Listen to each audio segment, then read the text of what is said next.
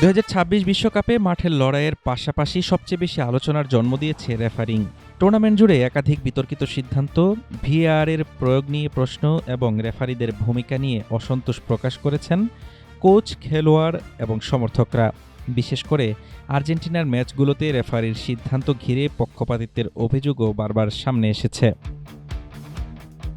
এমন প্রেক্ষাপটে আগামী রোববার নিউ জার্সির মাঠে শিরোপার লড়াইয়ে নামার আগে রেফারিং ইস্যুতে কড়া সতর্কবার্তা দিয়েছেন স্পেনের প্রধান coach Luis de la Fuente. Spanish সংবাদ মাধ্যম স্পোর্তোকে দেওয়া এক সাক্ষাৎকারে তিনি সাফ জানিয়েছেন, ম্যাচ পরিচালনায় রেফারির কোনো ধরনের শিথিলতা বা নিয়মের বাইরে কাউকে ছাড় দেওয়ার সুযোগ থাকা উচিত নয়।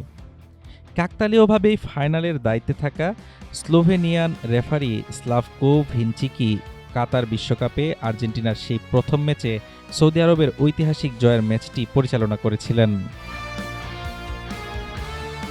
রেফারিং নিয়ে নিজের অবস্থান ব্যাখ্যা করতে গিয়ে স্পেন কোচ স্পষ্ট করেছেন, ফুটবলের বৈধতার যে সীমারেখা আছে তা কোনোভাবেই রেফারিকে অতিক্রম করতে দেওয়া যাবে না। তবে একই সঙ্গে রেফারিদের প্রতি নিজের আস্থার কথাও জানিয়েছেন তিনি। ফুয়েন্তের দাবি, রেফারির চেয়েও বেশি আস্থা আছে তার নিজস্ব পরিকল্পনার উপর।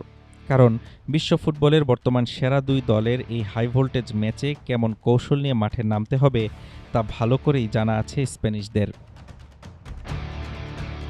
স্পেন কোচের প্রত্যাশা, ফাইনালে বিশ্ব ফুটবল একটি অসাধারণ প্রদর্শনী উপভোগ করবে। দুই দলের খেলোয়াড়দের প্রতিভা ও দক্ষতায় অনেক মিল থাকায় শুরু থেকেই ম্যাচে থাকবে আক্রমণাত্মক ও নান্দনিক ফুটবলের ছাপ। আর তাই একটি মর্যাদাপূর্ণ ফাইনাল উপহার দিতে ম্যাচের প্রতিটি গুরুত্বপূর্ণ বিষয় রেফারি যেন সর্বোচ্চ দক্ষতার সঙ্গে সামলান, স্প্যানিশ শিবির থেকে এখন সেই বার্তাই দিয়ে রাখা হলো। হাফিজুর রহমান তুষার, ঢাকা টুডে।